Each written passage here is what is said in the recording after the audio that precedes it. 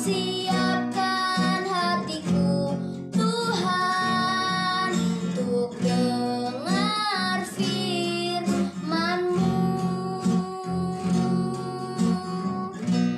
Ku siapkan hatiku, Tuhan, untuk dengar firman-Mu.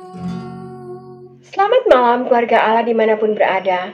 Jumpa lagi bersama Family Bible Reading Journey. Dan malam ini kita akan melanjutkan pembacaan kita dari kitab 2 Raja-Raja 12 ayat 1 hingga ayatnya yang ke-12 dengan judul perikop Yoas Raja Yehuda. Mari kita berdoa kepada Tuhan. Bapa di surga, terima kasih untuk perkenanan-Mu pada kami di hari ini, sehingga kami boleh melewati pagi hari, siang hari, hingga malam ini Bapa. Kami bersyukur untuk semua berkat yang Tuhan berikan bagi kami. Dan saat ini Bapa, kami hendak membaca sebagian dari firman-Mu. Biarlah Tuhan memampukan kami untuk mengerti isi firman-Mu. Dalam nama Yesus Kristus kami berdoa dan mengucap syukur. Amin. Saudaraku, mari kita buka Alkitab kita dan kita akan membaca dari 2 Raja-Raja 12 ayatnya yang pertama hingga ayatnya yang ke-12. Dalam tahun ke-7 zaman Yehu, Yoas menjadi raja dan 40 tahun lamanya ia memerintah di Yerusalem. Nama ibunya ialah Zibia dari Beersheba. Yoas melakukan apa yang benar di mata Tuhan seumur hidupnya, selama Imam Yoyada mengajar dia. Namun demikian, bukit-bukit pengorbanan tidaklah dijauhkan. Bangsa itu masih mempersembahkan dan membakar korban di bukit-bukit itu.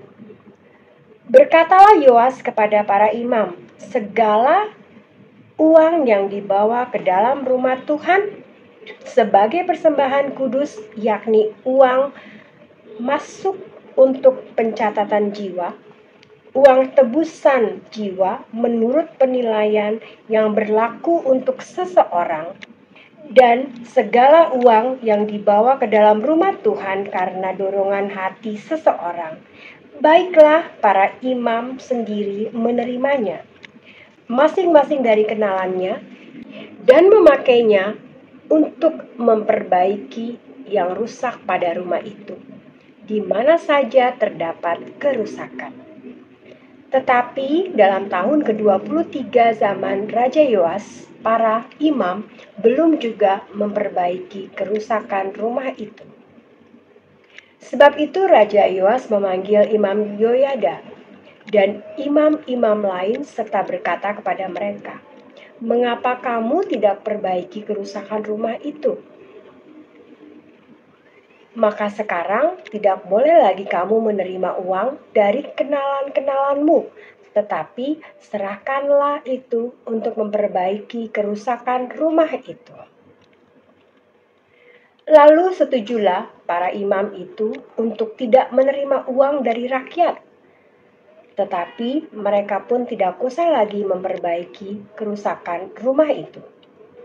Kemudian Imam Yoyada mengambil sebuah peti, membuat lubang pada tutupnya dan menaruhnya di samping mezbah. Di sebelah kanan apabila orang masuk ke rumah Tuhan, para imam penjaga pintu menaruh ke dalamnya segala uang yang dibawa orang ke dalam rumah Tuhan. Dan apabila dilihat mereka bahwa sudah banyak uang dalam peti itu, maka datanglah panitera raja beserta imam besar, lalu membungkus dan menghitung uang yang terdapat dalam rumah Tuhan itu. Mereka menyerahkan jumlah uang yang ditentukan ke tangan para pekerja yang diangkat mengawasi rumah Tuhan, dan mereka ini membayarkannya kepada tukang-tukang kayu, kepada tukang-tukang bangunan yang mengerjakan rumah Tuhan itu, kepada tukang-tukang tembok, dan kepada tukang-tukang pemahat batu.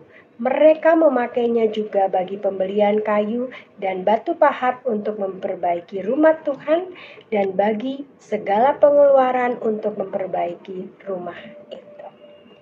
Demikianlah firman Tuhan pada malam ini. Di sini kita bisa melihat bagaimana Raja Yoas memperbaiki administrasi gereja sehingga rumah Tuhan bisa dapat diperbaiki. Begitulah Tuhan memberikan hikmat kepada Raja Yoas dalam kepemimpinannya. Bagaimana dengan kita? Bagaimana dengan kita? Marilah kita meminta hikmat Tuhan dalam pengaturan administrasi kehidupan kita. Mari kita berdoa. Bapa di surga, terima kasih untuk firman-Mu yang mengingatkan kami bahwa kami harus mengatur dan mengelola kehidupan kami sesuai dengan kehendak-Mu. Mampukan kami ya Tuhan untuk dapat selalu berjalan sesuai dengan kehendak-Mu.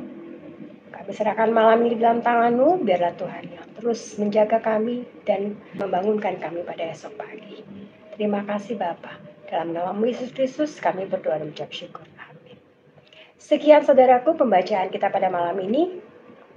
Sampai jumpa pada esok malam untuk pembacaan selanjutnya. Tuhan Yesus memberkati. Firman-Mu, pelita bagi kakiku, terang bagi